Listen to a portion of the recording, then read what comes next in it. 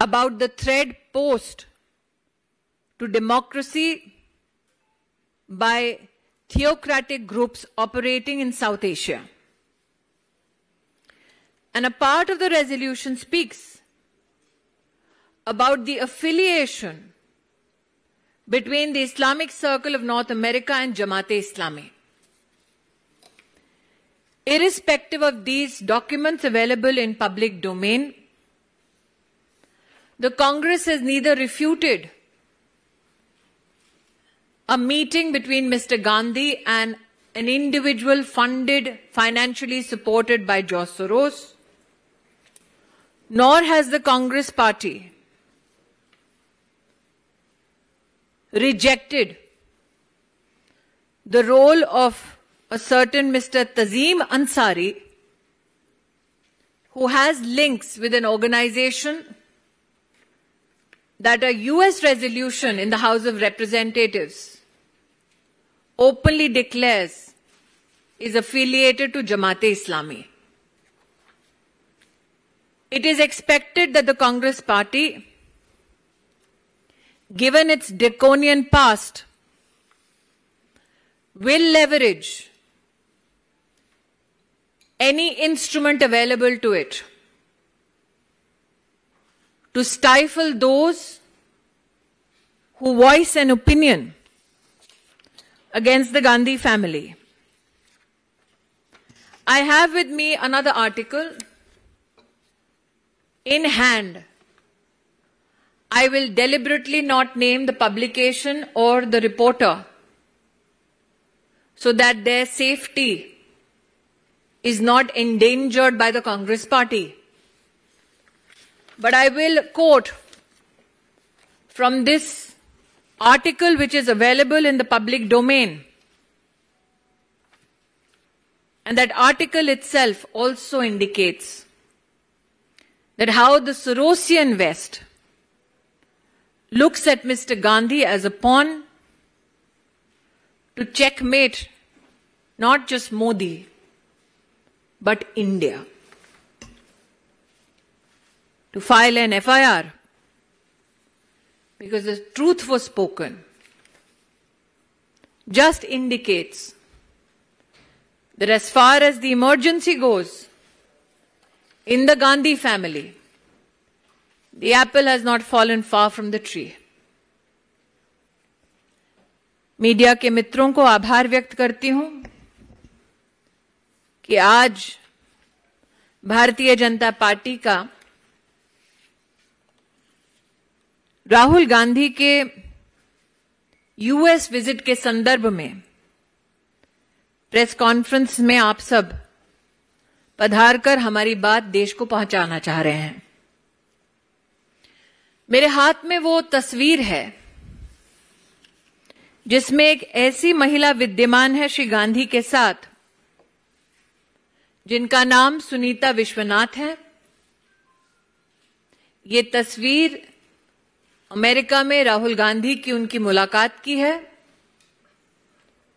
George Soros द्वारा funded, supported financially इस महिला से क्या गुफ्तगू कर रहे थे श्री गांधी, इसका खुलासा केवल श्री गांधी कर सकते हैं।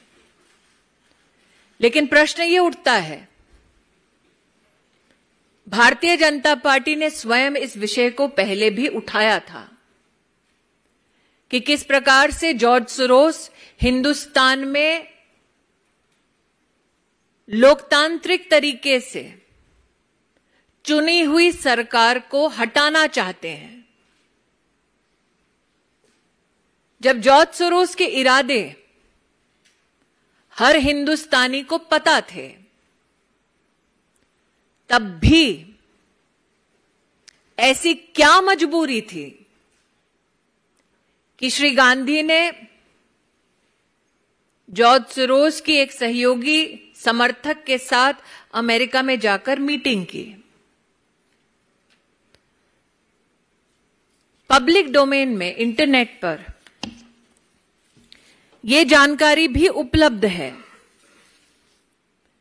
कि श्री गांधी की 4 जून की न्यूयॉर्क की बैठक में रजिस्ट्रेशन के लिए एक व्यक्ति का नाम और नंबर दिया गया। उस व्यक्ति के, श्री अंसारी, उनके संबंध पाए गए Islamic Circle of North America से। Islamic Circle of North America के बारे में 28 फरवरी 2019 में यूएस कांग्रेस में, हाउस ऑफ रिप्रेजेंटेटिव्स में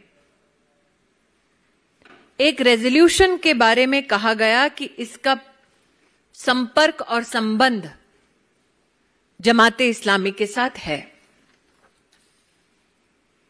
ऐसा क्यों है कि पब्लिक डोमेन में जिनका संबंध और संपर्क जमाते इस्लामी के साथ है,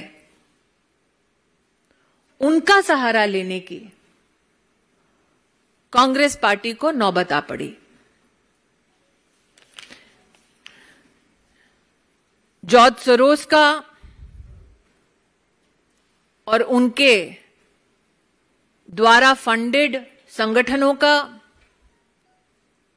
राहुल गांधी से ताल्लुक नया नहीं, पुराना है। एक और प्रकाशन में यह स्पष्ट हुआ है, इंटरनेट पर भी ये फोटोग्राफ्स उपलब्ध हैं। सलील शेट्टी नाम के एक सज्जन ने, जो ग्लोबल उपाध्यक्ष हैं ओपन सोसाइटी के, जॉर्ज सोरोस के संस्थान हैं, उनके साथ राहुल गांधी ने भारत जोड़ो यात्रा की। तो जो जॉर्ज सोरोस डंके की चोट पे कह रहे हैं कि वो हिंदुस्तान की लोकतांत्रिक ढांचे का एक अभिन्न अंग, उसकी सरकार को गिराना चाहते हैं, ऐसे संगठन के साथ। तो बीजेपी की प्रेस कॉन्फ्रेंस इस वक्त आपके सामने। स्मृति ईरानी का कांग्रेस पर बहुत बड़ा हमला सामने आया। बोला कि यूएस में राहुल गांधी देश विरोधियों से आखिर मुलाकात कैसे कर रहे हैं, बाकायदा सबूत के तौर पर वो तस्वीरें भी दिखाती हुई नजर आईं।